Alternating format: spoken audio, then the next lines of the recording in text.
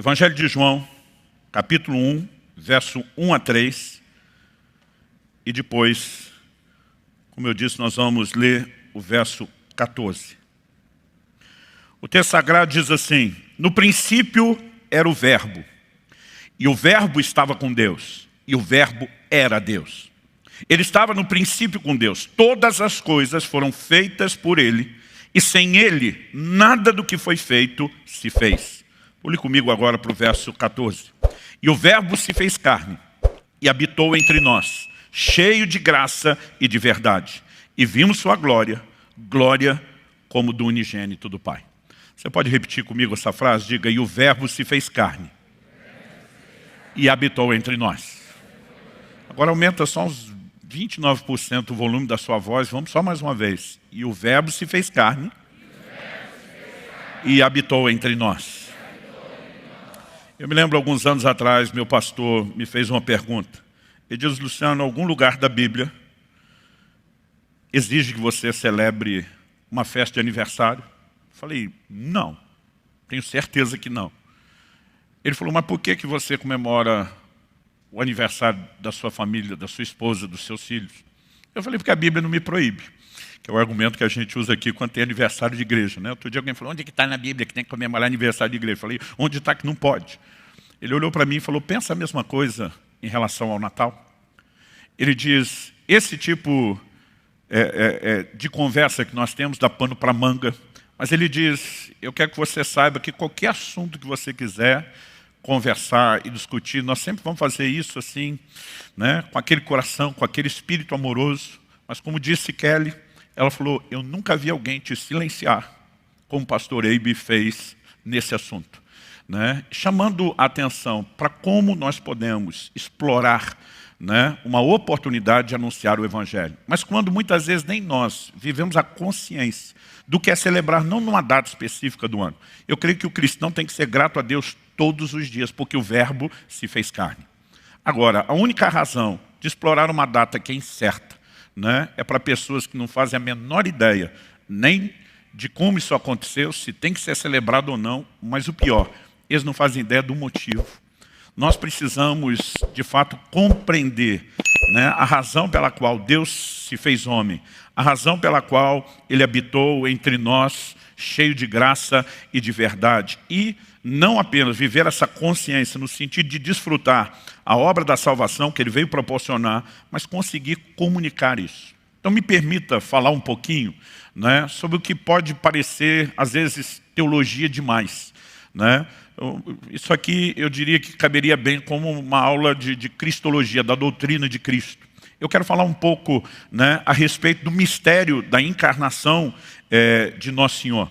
Há algo poderoso por trás da encarnação de Cristo, e eu acredito que nossa mente ainda não consegue compreender. Por exemplo, o apóstolo João diz em 1 de João, no capítulo 4, que um espírito que não confessa que Jesus Cristo veio em carne, não é de Deus.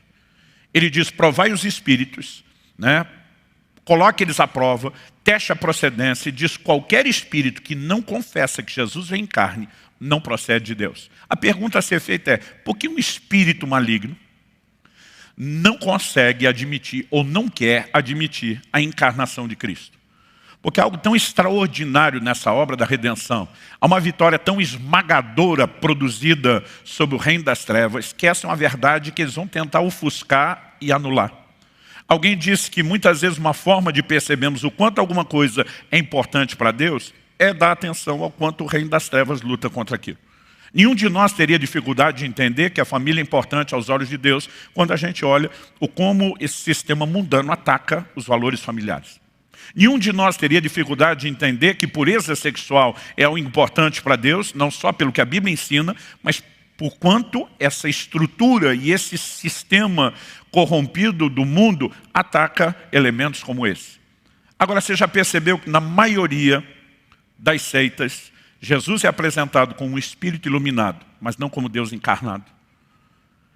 Essa verdade é algo que precisa produzir impacto no nosso coração, né? Reconhecer que Deus se fez carne, habitou entre nós, né? Que Jesus viveu 100% como Deus, mas 100% como homem, é algo fundamental na nossa fé. Não é assunto periférico, não é assunto secundário, faz parte do cerne da obra da redenção. Então eu quero pegar esse texto de João e chamar a sua atenção para algumas coisas. A primeira verdade é a pré-existência de Cristo. Cristo não tem começo quando um corpo lhe foi formado, como diz Hebreus 10:5, citando uma profecia do Velho Testamento. A Bíblia diz, aqui no versículo 1 do Evangelho de João, no princípio era o verbo estava com Deus, o verbo era Deus. Ele estava no princípio com Deus. Agora ele vai falar, todas as coisas foram feitas por ele. Sem ele nada do que foi feito se fez. Até o princípio foi ele que fez.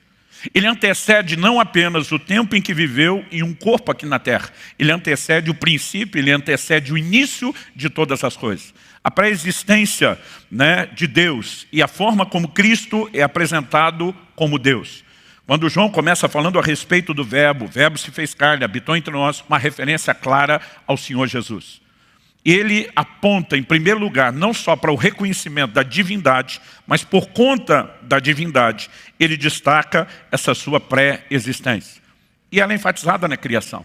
Aliás, o resto da Bíblia afirma isso. Em Colossenses 1, 16 e 17, Paulo diz, pois nele foram criadas todas as coisas, nos céus e sobre a terra, as visíveis e as invisíveis, sejam tronos, sejam soberanias, quer principados, quer potestades, tudo foi criado por meio dele e para ele. Ele é antes de todas as coisas e nele tudo subsiste. Ele é antes de todas as coisas. Essa pré-existência que o coloca como Criador é algo essencial. Em Hebreus, no capítulo 1, nos versos 1 e 2, a Bíblia diz, antigamente Deus falou muitas vezes e de muitas maneiras aos pais pelos profetas. Mas nesses últimos dias nos falou pelo Filho, a quem constituiu o herdeiro de todas as coisas e pelo qual fez também o universo. Cristo é apresentado não apenas como o Salvador, mas o Criador que se fez homem para gerar salvação às suas criaturas. Quando Jesus fala a respeito de Abraão em João 8:58, nós estamos falando do patriarca que deu início a toda a linhagem. Jesus faz a seguinte declaração, em verdade lhes digo que antes que Abraão existisse, eu sou. João Batista, quando aponta para Jesus e diz, esse é o Cordeiro de Deus que tira o pecado do mundo, ele diz, ele já existia antes de mim. Sabe o que é curioso? É que Jesus nasceu 6 meses depois de João Batista. Quando Maria recebe a notícia, a anunciação feita pelo anjo Gabriel, e ela vai para a casa de Isabel, a Bíblia diz que Isabel já estava grávida há 6 meses. Então João Batista nasceu na frente. Mas ele aponta o dedo e diz, ele existia antes de mim. Porque ele está falando do quê? Da sua pré-existência. Agora, o mistério da encarnação é que esse Deus pré-existente, o que deu início a tudo. Em Filipenses 2, a partir do verso 5, a Bíblia diz, tende em vós o mesmo sentimento que houve também em Cristo Jesus, o qual, subsistindo na forma de Deus, não teve o ser igual a Deus, algo ao qual deveria se aferrar, se prender, mas esvaziou-se a si mesmo, assumiu a forma humana e, como homem, foi obediente até a morte e morte de cruz. Esse esvaziamento é um mistério, porque ele não perde sua essência nem a sua identidade, mas ele abre mão de atributos que são exclusivos de Deus. Por exemplo, a onipresença. A capacidade de Deus estar presente em todos os lugares. Cristo não usou isso. Ele estava limitado a um corpo, ele ia a uma cidade de cada vez pregando o Evangelho. Ele também não usou a onisciência, a capacidade de conhecer todas as coisas que só Deus tem. Um atributo exclusivo de Deus. A Bíblia diz que ele cresceu em sabedoria e conhecimento diante de Deus e dos homens. A Bíblia mostra também que ele não usou onipotência, outro atributo exclusivo de Deus, capacidade de ter todo o poder. Atos 10:38 diz, como Deus ungiu a Jesus de Nazaré, com o Espírito Santo e poder, o qual andou por toda parte, fazendo bem, curando a todos os oprimidos do diabo, porque Deus era com ele. Não diz porque ele era Deus, diz porque Deus era com ele. Em essência e identidade não deixou de ser. Mas o que Jesus fez aqui na terra, seu ministério, foi como homem ungido pelo Espírito Santo. É aí que faz sentido as palavras de Jesus em João 14. Quem crê em mim fará as obras que eu faço, e até mesmo maiores, porque eu vou para o Pai. Se o que ele fez foi como Deus, nós jamais poderíamos fazer o que ele fez, o que dizer coisas maiores. Então, esse mistério de alguém que em identidade permanece 100% Deus, mas assume plena humanidade, é algo que, como eu disse antes, vou repetir, é o cerne do Evangelho. Depois de destacar em primeiro lugar a pré-existência de Cristo, a segunda coisa, quando falamos da sua encarnação, que precisa ser igualmente entendida, é a concepção sobrenatural. Então nós temos o relato no Evangelho de Mateus, no capítulo 1, de como um anjo explica a versão da história para José. Mas no Evangelho de Lucas, no capítulo 1, nós temos a notificação feita por meio do anjo para a própria Maria. E a palavra trazida da parte do Senhor é: descerá sobre ti o Espírito Santo, e o poder do Altíssimo te envolverá com a sua sombra. Então há uma declaração que para nós é uma chave. E o ente santo que em ti há de nascer será chamado Filho de Deus. Nós precisamos entender a razão da concepção sobrenatural. O nascimento virginal de Jesus já havia sido profetizado mais de 700 anos antes, por Isaías. Isaías, no capítulo 7, no versículo 14, a Bíblia diz: portanto, o Senhor mesmo lhes dará um sinal. Eis que a virgem conceberá e dará à luz a um filho e lhe chamará Emanuel. Gente, você consegue imaginar o nó na cabeça de quem ouvia essa palavra profética?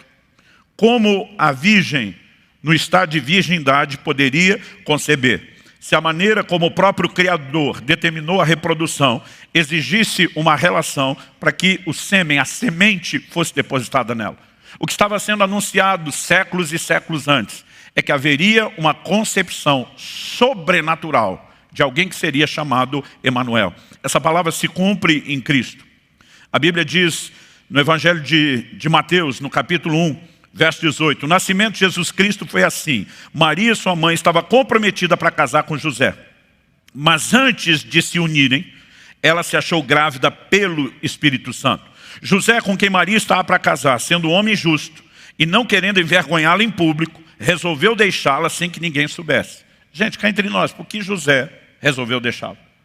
Quando Maria notifica, tenta se colocar no lugar dele.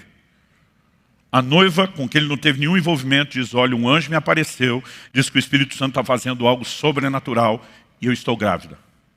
Você acha que José ergueu a mão para o céu, deu glória a Deus, aleluia?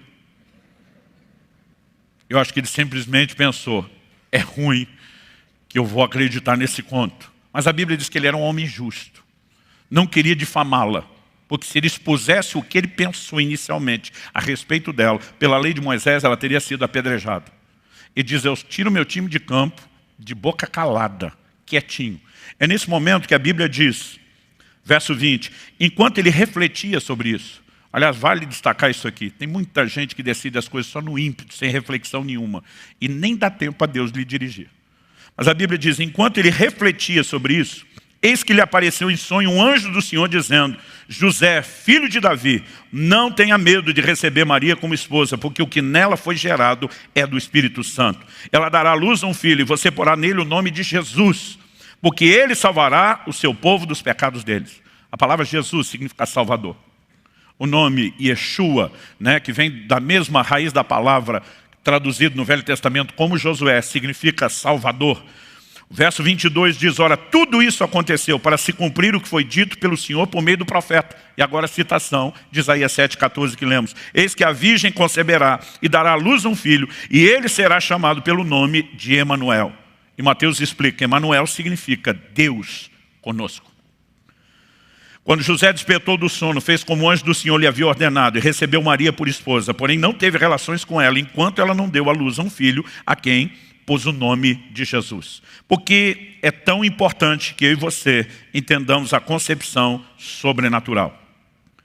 Cristo não podia ser gerado por semente humana. Em primeiro lugar, se isso acontecesse, o que ele experimentaria não era um ser pré-existente encarnando, seria uma criação. Seria alguém novo surgindo. A palavra de Deus diz em Zacarias 12:1, o Senhor que estendeu o céu, fundou a terra e formou o espírito do ser humano dentro dele, diz. Aqui Zacarias só está falando que Deus vai falar, mas ele dá uma característica. Ele diz que Deus forma o espírito do homem dentro dele. É no momento da concepção que o espírito humano é formado. Essa é a razão pela qual nós batemos o pé contra o aborto. Nós estamos falando de uma vida sendo formada e sendo criada. Agora, quando o ser humano é concebido, ele está sendo criado. Tudo começa naquele momento. Com Cristo, não era o que estava acontecendo. Eu citei antes Hebreus 10:5, que, citando a profecia do Velho Testamento, diz: sacrifício e ofertas não quiseste, antes um corpo me formaste. Alguém que ainda não tem o corpo está dizendo: Deus formou um corpo para que eu o ocupasse, para que eu o habitasse. Quando João diz lá no capítulo 1, no verso 14, o verbo habitou entre nós, essa palavra traduzida habitou, se fosse traduzida ao pé da letra, seria tabernaculou-se. Ele se fez tabernáculo. É interessante essa linguagem bíblica para falar inclusive sobre o corpo. A Bíblia não está dizendo que ele habitou entre nós só para dizer que ele tinha uma casa no meio de nós. A Bíblia está falando que a casa é o corpo. E segundo aos Coríntios 5, Paulo diz: se a casa terrestre desse nosso tabernáculo se desfizer, está falando do corpo. Temos uma casa eterna, não feita por mãos nos céus. Então, quando a Bíblia diz que ele tabernaculou, está falando que ele se fez carne, né? Ele habitou entre nós como um ser humano. O Cristo pré-existente, aquele que deu princípio a todas as coisas, assume um corpo. Ele não poderia ser gerado. Se ele fosse gerado, ele seria um ser humano novo, não o Deus pré-existente. E, como qualquer um de nós, nasceria debaixo da sentença de reproduzir a natureza adâmica. Romanos 5,12 diz: por meio de um só homem, uma referência a Adão, entrou o pecado no mundo. Através do pecado entrou a morte passou a todos os homens. Essa condição, essa sentença de viver debaixo de uma natureza pecaminosa, ela não seria possível, né, de ser revertida na minha e na sua vida se alguém não chegasse como Cristo chegou. Quando o anjo diz em Lucas 1,35 para Maria: o ente santo que em ti há de nascer será chamado Filho de Deus. Está falando de alguém que não vinha com a natureza pecaminosa. Está falando de alguém santo sem pecado, ocupando um corpo que não carregava a mesma natureza pecaminosa. É essencial eu e você entendermos isso. E no Salmo 51, Davi diz: eu nasci em iniquidade, em pecado me concebeu minha mãe. Alguns tentam dizer que isso se limita a Davi, que ele era fruto de alguma relação errada. Não, a Bíblia diz no Salmo 58,3: os ímpios se alienam desde a madre, desde que nascem proferem mentira. Nós temos um problema, né, crônico, chamado natureza adâmica. Essa definição começou lá no início da história da igreja com Tertuliano, foi desenvolvida depois por Agostinho, meio que esculhambado um pouco também por ele, né? Ela vem crescendo ao longo do tempo, mas Paulo era categórico: por meio de um só homem entrou o pecado no mundo, através do pecado a morte passou a todos os homens. Nosso Senhor foi gerado sem pecado. Ele não é um ser humano divinizado, ele é Deus assumindo um corpo com uma razão muito específica. Daqui a pouco nós vamos falar dos motivos ou das razões para a encarnação. Mas nenhum de nós pode questionar algo. Jesus, depois da concepção, né, sobrenatural, ele vive nessa terra como homem. A Bíblia diz que ele teve fome, teve sede, diz que ele cansou, diz que ele dormiu, diz que ele chorou, né? E esse mistério de um Deus que encarna e se limita a viver como eu e você é algo que me impressiona. Olha o que diz o Evangelho de João, no capítulo 2, nos versos 24 e 25. Mas o próprio Jesus não confiava neles, porque conhecia a todos, e não precisava que alguém lhe desse testemunho a respeito das pessoas, porque ele mesmo sabia o que era a natureza humana. Hebreus capítulo 4, verso 15, falando dele como sumo sacerdote, diz: não temos sumo sacerdote que não possa se compadecer das nossas fraquezas. Pelo contrário, ele foi tentado em todas as coisas, à nossa semelhança, mas sem pecado. Ele não apenas é concebido sem pecado, ele vive uma vida de vitória sobre o pecado, mas isso não significa que ele não estava sujeito. Outro dia alguém falou: pastor, mas não tinha natureza adâmica, como era tentado? Eu falei: Adão no início também não tinha natureza adâmica. Ele tinha natureza divina. Esse problema só entra depois com o pecado. Mas Adão não só foi tentado, como caiu.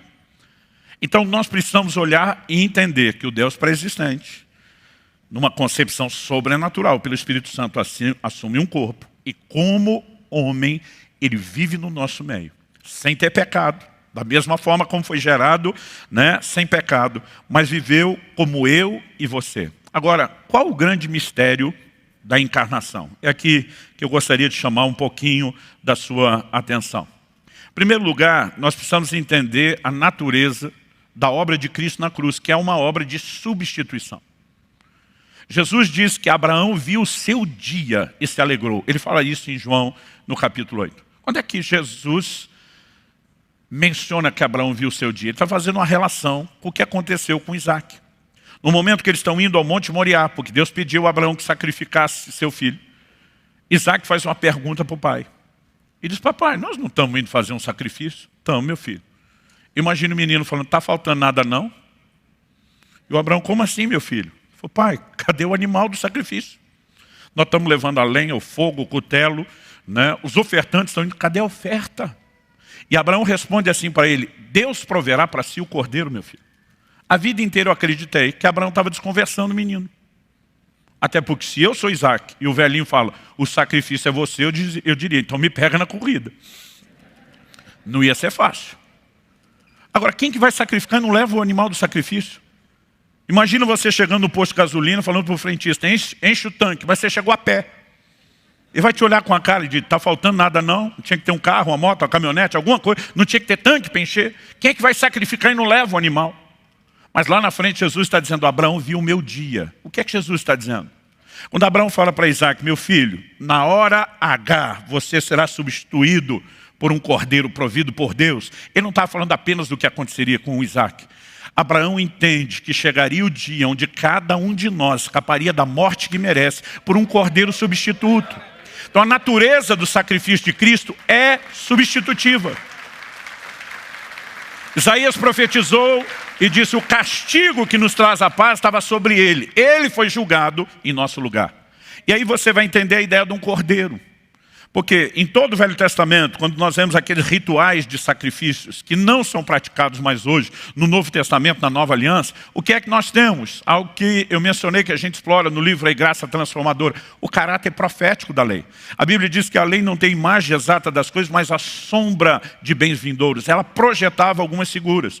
Um animal inocente era julgado pelos pecados que o povo tinha cometido e morria como um substituto para a morte que o pecador merecia morrer. Quando Jesus aparece em público para ser batizado, João Batista aponta para ele e diz: este é o Cordeiro de Deus que tira o pecado do mundo. O que é que João Batista está tentando notificar a gente? O que por séculos e séculos e séculos nós fizemos na forma de uma figura, anunciando um substituto, se cumpre no Deus encarnado que agora está no meio de nós. Ele morrerá no nosso lugar. Agora, para que ele pudesse ser o substituto, ele precisava da concepção sobrenatural. Por quê? A Bíblia diz no Salmo 49, se for rápido de endereço, me acompanha aí.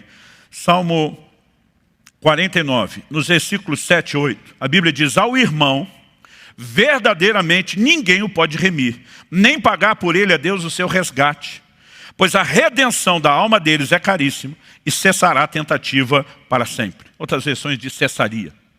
Aqui nós temos 3 palavras que são sinônimos: remissão, resgate e redenção. A Bíblia diz: um irmão não pode, não tem ninguém que possa remi-lo. Ele diz: nem dá o resgate a Deus por ele, porque a redenção da sua alma é caríssima. Redenção era algo que no Velho Testamento eles praticavam no âmbito natural. De novo, a lei não tem imagem exata das coisas, mas a sombra dos bens vindouros. Por exemplo, alguém, por conta de uma dívida, acabava indo para uma condição de escravidão. Não podia reverter sua própria condição. Um parente próximo, e era por ordem de parentesco, como a gente lê no livro de Ruth, um parente próximo poderia pagar a dívida, e naquele momento ele resgatava a pessoa escrava com todos os seus bens que haviam sido comprometidos pela dívida.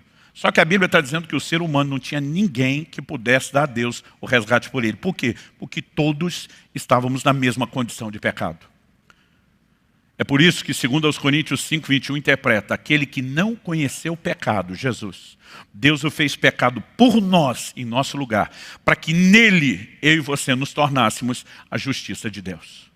Cristo precisava da concepção sobrenatural, porque ele seria o único que poderia dar a Deus o resgate pela nossa vida. Qualquer um de nós tentasse morrer pelo irmão, só selaria a sua própria condenação.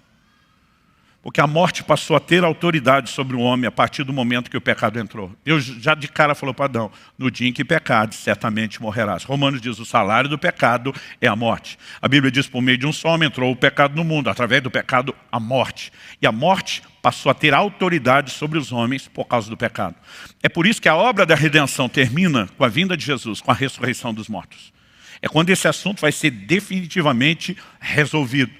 haverá redenção do corpo. Daqui a pouco eu falo disso.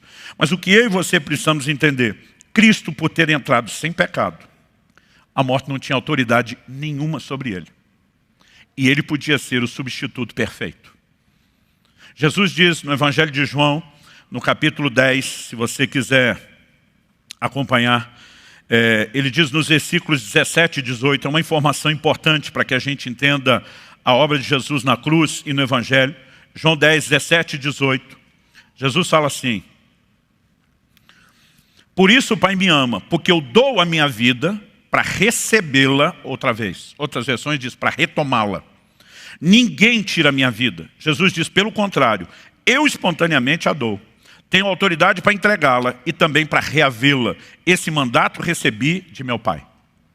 Jesus diz, ninguém tira a minha vida.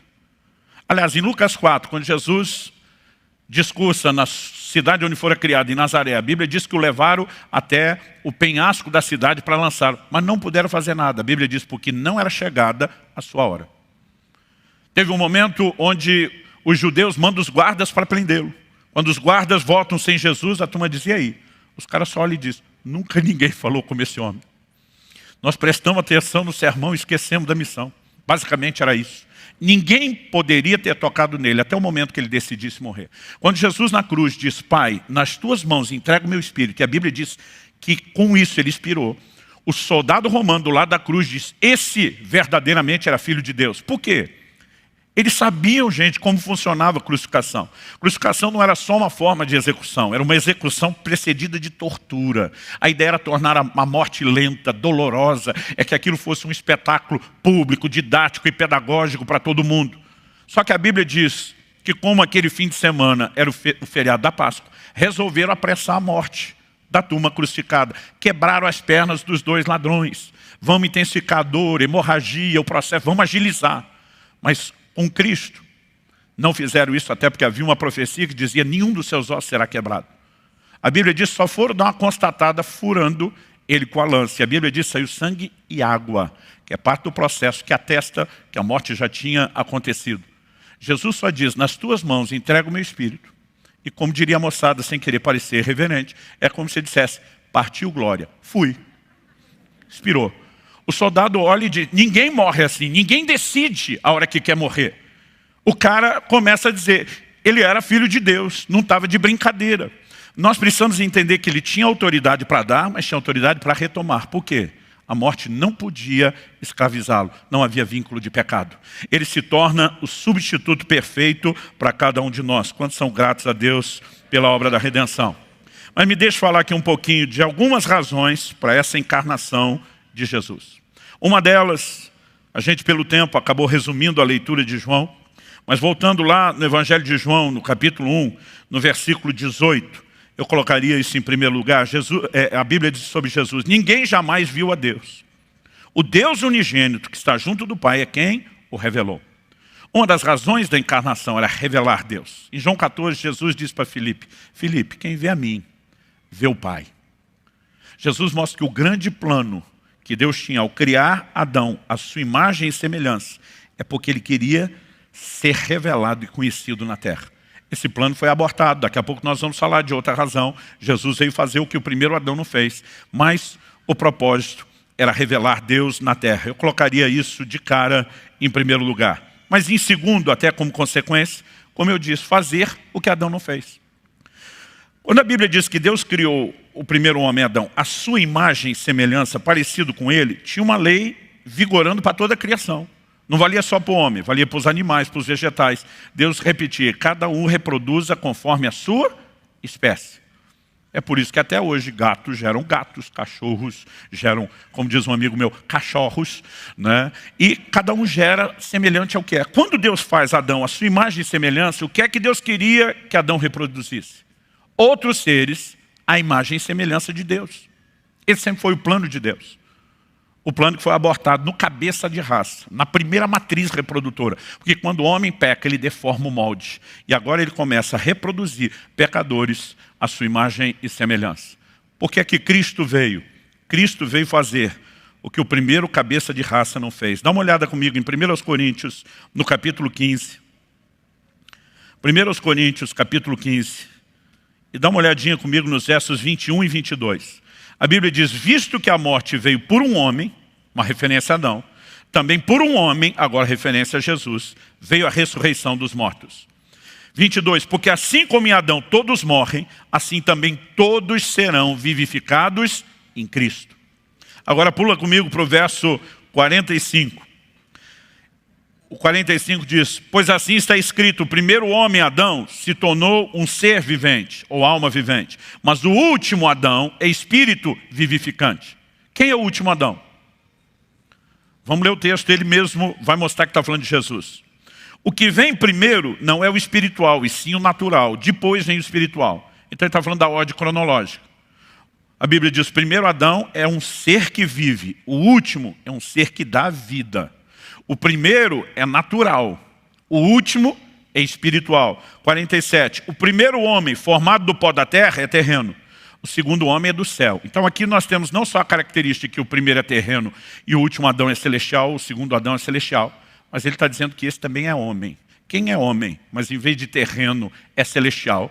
Quem é homem, né? Mas em vez de só um ser vivo, é um ser que dá vida, né? Quem é homem, mas encontra-se nessas características todas? Cristo. Agora o 48 diz, como foi o homem terreno, Adão, assim também são os demais que são feitos do pó da terra. E como é o homem celestial, Cristo, assim também são os celestiais. 49. Assim como trouxemos a imagem do homem terreno, traremos também a imagem do homem celestial. O que é o projeto de Deus para a humanidade por meio de Cristo? Não é só perdoar pecados cometidos. É que a gente reproduza a natureza do segundo Adão. Porque ele veio fazer aquilo que o primeiro não fez. Reproduzir na sua linhagem espiritual a imagem de Deus. É por isso que, segundo aos Coríntios 3,18, diz, nós somos transformados de glória em glória na imagem de Jesus. Esse é o modelo de Deus para todo cristão. O que é ser cristão? É viver como Cristo viveu. Tem de vós o mesmo sentimento que houve também em Cristo Jesus. Se alguém diz estar nele, deve andar como ele também andou. Romanos 8,29 diz, aos que dantes conheceu também os predestinou para que fossem conformes à imagem de seu Filho Jesus. Ser cristão não é outra coisa, a não ser parecido com Jesus. Portanto, parecido com Deus, com o Pai. Ele veio viabilizar, por meio do novo nascimento, por meio da nova natureza, por meio da graça que nos liberta do domínio do pecado, a possibilidade de reproduzirmos a imagem de Deus na terra.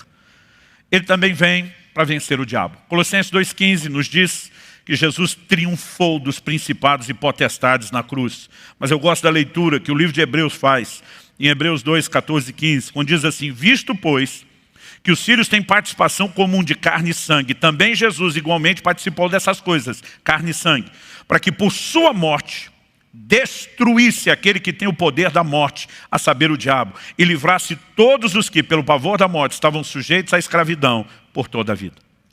E sabe o que é interessante? Deus podia ter vencido o diabo como Deus, podia tê-lo esmagado como a gente faria com um inseto. Mas parece que Deus escolheu a forma mais humilhante para o diabo para fazer isso. Porque a Bíblia diz, no Salmo 8, isso é repetido no livro de Hebreus, que o homem foi criado menor do que os anjos. Os anjos têm uma posição, poder, capacidade que nós não temos. A Bíblia fala de um momento específico onde um anjo destruiu 185 mil soldados no arraial da Síria. Um anjo só. Imagina o strike. Agora, Jesus entra nesse mundo como homem, portanto, abaixo dos anjos. Não estou falando do seu ser, da sua essência e identidade, da forma como ele decidiu se limitar. E aqui, numa posição inferior, ele vem Satanás, que é um anjo caído.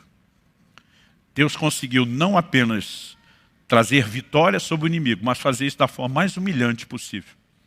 Eu não sei se eu que sou carnal, mas me dá um gostinho especial imaginar que o diabo não só perdeu, mas perde desse jeito. Agora, o que eu e você precisamos entender é que quando a Bíblia fala de Jesus vencer o diabo, não é mera vingança. É vencer aquilo que ele tem tentado fazer contra as criaturas, ou a criação de Deus. Em 1 de João, no capítulo 3, no verso 8, a Bíblia diz que Cristo se manifestou para destruir as obras do diabo. Não é só destruir o diabo, é destruir as obras dele. Quando eu era garoto, né, cheio do Espírito Santo, imaginava que isso aqui era expulsar demônio, né, orar contra uma obra de macumbaria. Não, fazer a obra do diabo é muito mais do que isso. A Bíblia está falando, quando você pega João 3, de pecar ou não pecar, de filho de Deus e filho das trevas, natureza. Jesus veio quebrar a força que Satanás tinha para controlar as pessoas por meio do pecado. Isso é muito mais do que só ser perdoado. O mistério da encarnação é algo extraordinário. Algo que eu e você podemos acrescentar nessa lista é que Jesus, como diz Romanos 8,3, ele também veio condenar o pecado na carne. Essa é uma outra razão da encarnação. Quando Romanos 8,3 diz isso, diz, porque aquilo que a lei não podia fazer por causa da fraqueza da carne, isso Deus fez, enviando seu próprio Filho em semelhança de carne pecaminosa e no que diz respeito ao pecado. O texto continua e diz, e assim Deus condenou o pecado na carne. Por que o pecado tinha que ser condenado na carne? Porque ele entra e se espalha no mundo por meio da carne. Agora, na morte de Cristo, ele é julgado na carne. E na redenção, no processo final, no clímax, com a vinda de Jesus. É por isso que Paulo diz em 1 Coríntios 15 que o último inimigo a ser vencido é a morte. A Bíblia diz, os mortos ressuscitarão, os vivos serão transformados. E acontecerá o que Romanos 8 chama de a redenção do corpo. Em Filipenses 3, 20, 21, Paulo diz, nossa pátria está nos céus, de onde aguardamos um Salvador, o qual há de transformar o corpo da nossa humilhação, para ser igual ao corpo da sua glória. O pecado que entrou e perpetuou pela carne, será julgado na carne, até que um dia seja erradicado da carne. Então teremos um corpo glorificado. Por que você acha que um espírito maligno não quer admitir que Jesus veio em carne? Isso também classifica Jesus para ser o perfeito sumo sacerdote. A gente citou Hebreus 4,15, que fala que ele se compadece de nós, foi tentado em todas as coisas, a ponto de ter compaixão de mim e de você. Mas em Hebreus 5, na continuação, logo depois, verso 1 e 2, a Bíblia diz assim, cada sumo sacerdote, sendo escolhido dentre os homens, é constituído nas coisas relacionadas com Deus, a favor dos homens, para oferecer dons e sacrifícios pelos pecados. Ele é capaz de se compadecer dos ignorantes e dos que se desviam do caminho, pois também ele mesmo está rodeado de fraqueza. Ou seja, aquele cara que ia interceder pelo pecado, né, ofereceu o sacrifício. Ele tinha um olhar de compaixão, porque estava rodeado de fraqueza. A Bíblia está dizendo que Jesus vem como perfeito sumo sacerdote, rodeado de fraqueza, cheio de compaixão. A diferença é que ele nunca cedeu. E ele não apenas nos ajuda a levantar depois da queda. Ele nos socorre num trono de graça em tempo oportuno. Ou seja, eu e você podemos abortar o processo antes de cair. Há uma graça para não pecar. O perfeito sumo sacerdote também se torna o perfeito sacrifício, por ser alguém que nunca pecou. Nós precisamos entender que ele veio prover derramamento de sangue. Em Atos 20 e 28, Paulo falando aos presbíteros de Éfeso, numa reunião em Mileto, ele diz, apacentai o rebanho de Deus, sobre o qual o Espírito Santo vos constituiu bispos. E diz, a fim de cuidar da igreja de Deus, que ele comprou com seu próprio sangue. Novamente, Jesus, apesar de ser apresentado como 100% homem, está sendo chamado de Deus, e diz que com o sangue ele comprou a sua igreja. O sangue foi a moeda de pagamento. 1 de Pedro 1,18 diz, vocês não foram resgatados da vossa vã maneira de viver com prata ou ouro. Não foi recurso terreno. Ele diz, mas com o precioso sangue de um cordeiro sem defeito, conhecido antes da fundação do mundo, mas agora manifesto por amor de nós. Nós precisamos entender que no reino espiritual, na redenção, que é um ato de compra, de resgate, o sangue é a moeda dessa transação. Aí você vai entender porque desde o início da Bíblia, Deus proíbe o consumo de sangue, a ingestão de sangue como alimento. Por que a lei de Moisés sustenta isso? Por que depois da lei, no Novo Testamento, Concílio de Jerusalém, Atos 15, nas orientações básicas ao gentio se converte, a Bíblia sustenta que nós não podemos comer sangue. Volta e meia a gente bate nessa tecla. Pode tirar da sua vida o seu cardápio, sarapatel, galinha ao molho pardo, né, chouriço, aquele que é preparado com sangue. Não estou falando do soro de uma carne que não está ainda rosada. Estou falando do sangue. Não poderia ser consumido. Deus dava a razão e dizia por quê? Porque no sangue está a vida. É por isso que uma hemorragia exagerada significa morte. Então Deus estava dizendo, o homem foi vítima da morte como consequência do pecado. Sua vida foi exigida em troca do pecado. A única forma de resolver isso era com o sangue, que representa a vida. A diferença é que Deus proveu um substituto. E por causa do sangue de Jesus, eu e você, é por isso que ele tinha que participar de carne e sangue. Por causa do sangue de Jesus, eu e você somos inocentados. Hebreus 9:22 diz, sem derramamento de sangue não há remissão de pecados. Então, todos aqueles sacrifícios de animais da velha aliança, eles prefiguravam aquilo que Jesus viria fazer por nós. Ou seja, a redenção não seria possível sem a encarnação. Nós precisamos entender, né, a expressão do amor de Deus. Quando a Bíblia diz, Deus amou o mundo de tal maneira que deu o seu Filho, não é só a ida de Jesus à cruz. É Ele subsistindo na forma de Deus. Não se prender a isso. Se tornar um de nós. Eu não sei você, eu fico empolgado demais com a obra da redenção.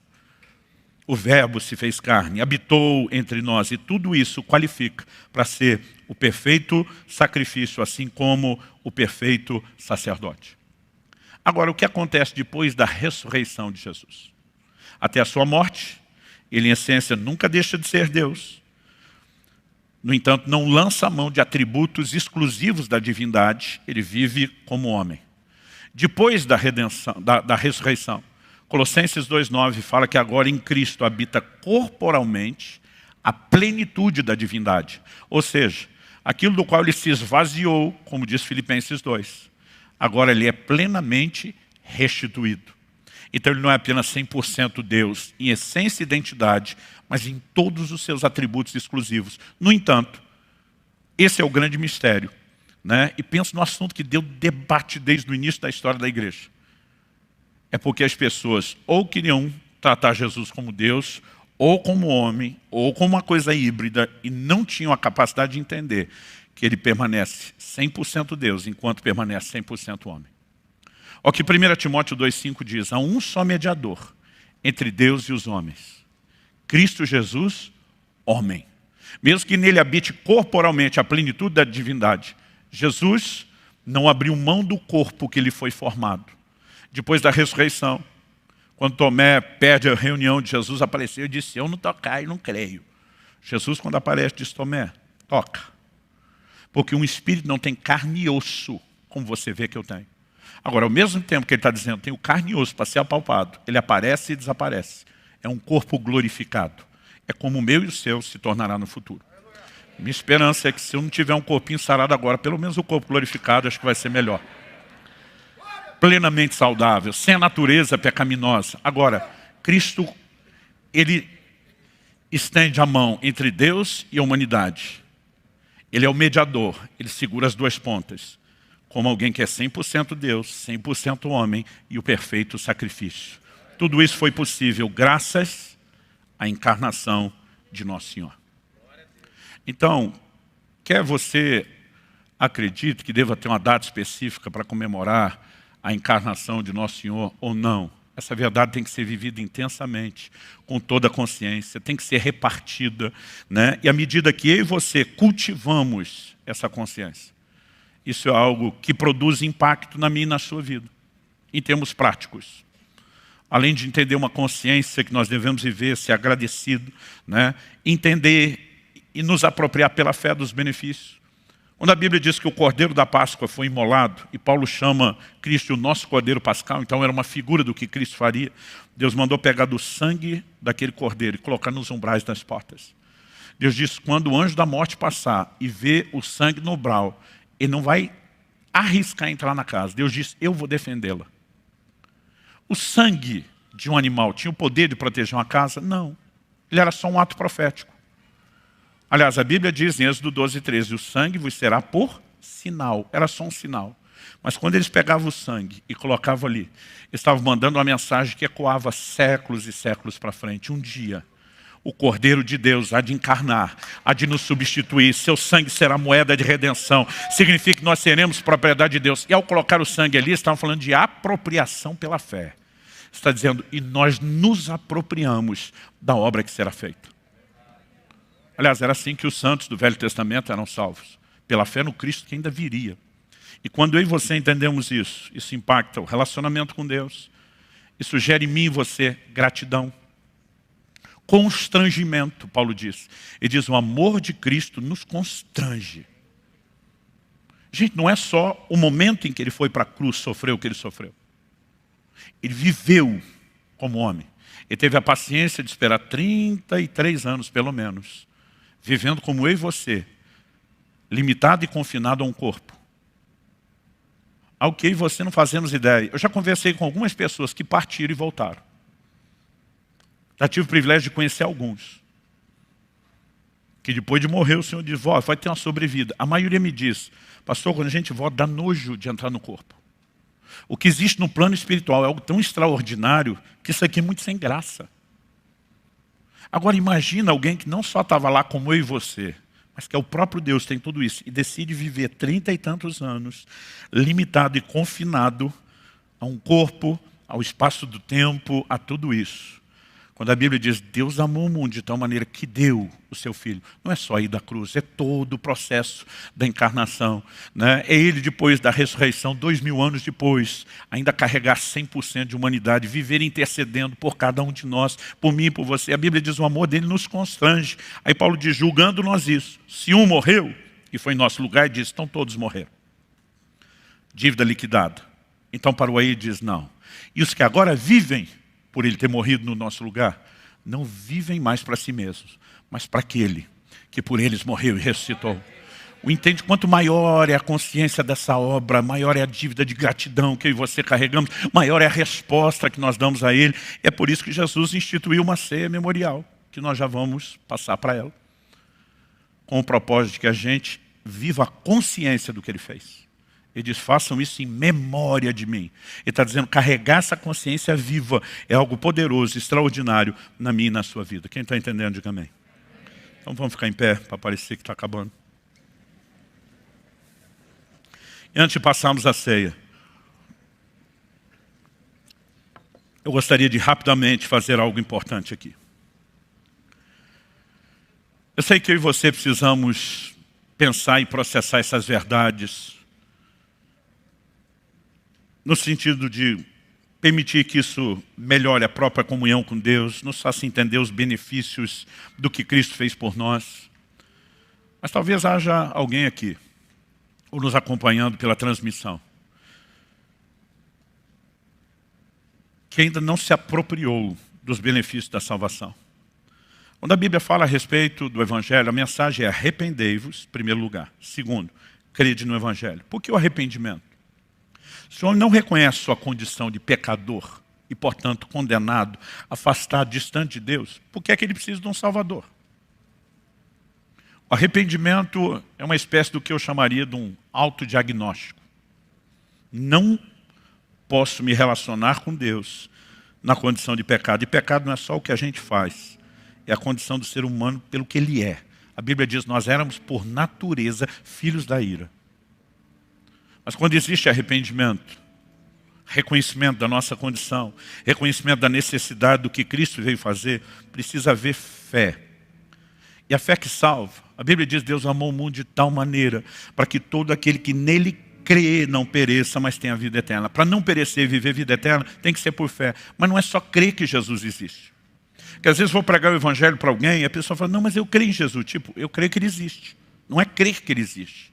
É uma fé mais específica que isso. É crer no que ele fez. É crer que ele foi julgado no seu lugar. É crer que quando ele morreu, ele te substituiu, era você morrendo. Quando ele foi sepultado, era você sendo sepultado. Mas quando ele ressuscitou, era você sendo ressuscitado. É por isso que a Bíblia fala do batismo. Fomos sepultados com ele na morte pelo batismo. Para que assim como Cristo ressuscitou, nós também possamos andar em novidade de vida. A Bíblia usa muitas expressões em Cristo, nele, com ele. Isso tudo fala de identificação. Paulo diz, estou crucificado com Cristo. Você pegasse uma máquina do tempo, voltasse no momento que ele falou, você não ia achar ele pregado na mesma cruz junto com Jesus. Mas porque Cristo era o substituto, ele dizia, me representa. Quando Cristo estava pregado na cruz, eu estava. É por isso que eu fico doido quando um crente fala, né, sobre pagar pelos pecados. Eu digo, os pecados já foram pagos. A gente só precisa nos apropriar da dívida quitada, por meio da identificação. E talvez você até creia que Jesus exista, não tenha nenhuma dificuldade com ele, senão não estaria aqui ou nos assistindo. Mas talvez até hoje você não teve um posicionamento de fé, dizer, eu vou simbolicamente pegar o sangue para colocar no umbral da minha porta. Eu vou me apropriar disso. Eu vou viver a reconciliação com Deus. E se você ainda não entregou a vida a Jesus, eu não quero que essa reunião termine sem que você tenha a oportunidade de tomar o que eu sempre chamo aqui da decisão mais importante da sua vida. E que vai impactar não só a sua existência aqui na terra, mas toda a sua eternidade. Ou talvez você esteja aqui e um dia já tenha tomado essa decisão, mas se esfriou, se afastou, se desviou do Senhor. E você precisa de reconciliação. E você sabe que Deus está te chamando. Você sabe que o Espírito Santo de Deus está te chamando hoje. Eu quero te dar a oportunidade de corresponder ao chamado e se reconciliar e retomar a sua caminhada. Vocês nos acompanham pela transmissão, assim como eu vou dar uma oportunidade para quem está no auditório se manifestar, você pode fazer isso pelo chat e também vai aparecer um link que você pode preencher aí se quiser entrar em contato conosco. Mas para os que estão aqui eu quero fazer a pergunta. Alguém hoje que, entendendo a razão de Cristo ter feito carne para morrer em seu lugar e trazer salvação, quer ter um posicionamento de fé, dizendo, não, eu não apenas entendi, eu quero corresponder ao chamado de Deus, eu quero abraçar essa fé no Cristo que me salva, ou me reconciliar com Ele. Se houver, nós queremos orar com você agora. E se houver, eu quero que você dê um sinal com a sua mão, onde você está. Pastor, eu preciso tomar uma dessas duas decisões. Eu quero que você levante sua mão bem alta. Alguém? Se sim, levante sua mão. Glória a Deus. Quem mais? Glória a Jesus. Glória a Jesus. Deixa eu te explicar uma coisa a mais.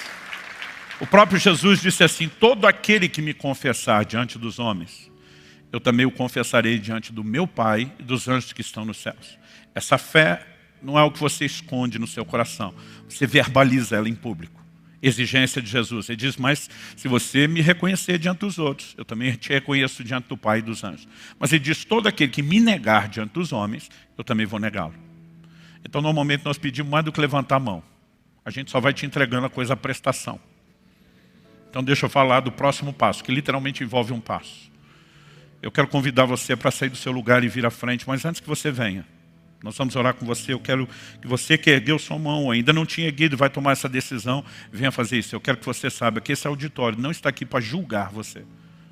Estão aqui para apoiar você. A Bíblia diz que há festa nos céus quando o pecador se arrepende. E pensa no momento do culto que a gente fica esperando para vibrar. É quando alguém toma a decisão de entregar sua vida a Cristo ou de se reconciliar com Ele. Então, ciente de que vão fazer barulho e festa pela sua decisão, eu quero que sem receio nenhum, você que levantou a mão, saia do seu lugar e venha para cá. E você que está nos acompanhando, eu quero que você receba a mesma manifestação de alegria que vai ter aqui. Né? Vem para frente, nós vamos orar com você que está entregando a vida a Jesus ou se reconciliando o mais rápido que você puder. Enquanto a gente espera essas pessoas, eu quero que você... Glória a Deus.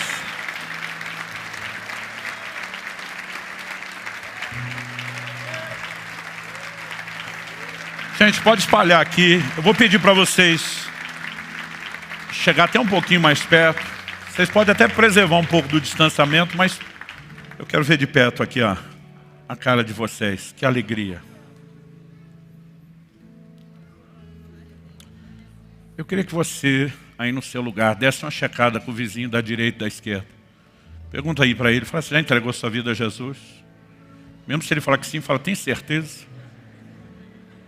Fala, se você estiver precisando ir lá e quiser companhia, eu te acompanho. Tem gente que às vezes fica, vou, não vou. A Bíblia diz, se hoje ouvides a sua voz, não endureça o coração. Ah, pastor, eu posso fazer outro dia, é verdade, mas pode fazer hoje. A Bíblia diz, hoje é o dia aceitável. Hoje é o tempo da salvação. Então, se tiver mais alguém, corre para cá. Ou se você perceber que alguém precisa de ajuda e discernir isso, nos ajude. Bom, o que é que nós vamos fazer? Como Jesus falou de confessá-lo, e confessar é uma declaração verbal, confissão não é necessariamente algo ruim. Né? Por exemplo, quem confessa um crime está falando de algo ruim. Eu, quando digo para minha esposa que a amo, é uma confissão e é algo bom. Mas eu gostaria, é lógico que vocês poderiam fazer isso do jeito de vocês, com as palavras de vocês. A Bíblia diz, todo que invocar o nome de Jesus será salvo. A oração não precisa ser chique, não precisa ser bonita, não precisa ser bem elaborada. Ela só tem que ser honesta, sincera e com fé. Mas com muitas pessoas, depois de 30 e tantos anos pregando o Evangelho, normalmente me dizem, minha primeira vez, não sei como fazer isso, eu quero fazer uma oração. Isso pode ser uma forma de te ajudar. Então eu pediria que você, se depois de me ouvir, você falar, dá para repetir isso, de forma sincera, expressa o que eu estou acreditando. Então eu vou pedir que vocês que vieram à frente, você que está nos acompanhando pela transmissão e tomando essa decisão, que você repetisse essa oração comigo em voz alta. Pode ser? Então diga comigo, Senhor Jesus, eu reconheço hoje minha condição de pecador e a sua de meu Salvador. Eu me arrependo dos meus pecados e pela fé eu me aproprio do teu perdão, da tua justificação e da tua salvação. Eu invoco o teu nome, Jesus, e a salvação que há nesse nome. E eu declaro que a partir de hoje, minha vida é tua. Eu te entrego o controle total da minha vida. E eu oro que a partir de hoje, o teu Espírito Santo venha habitar em mim e liderar a minha vida para que eu cresça no conhecimento de Deus. A partir de hoje, eu sou salvo. Eu sou parte da tua família. Eu declaro isso em nome de Jesus. Amém. Amém.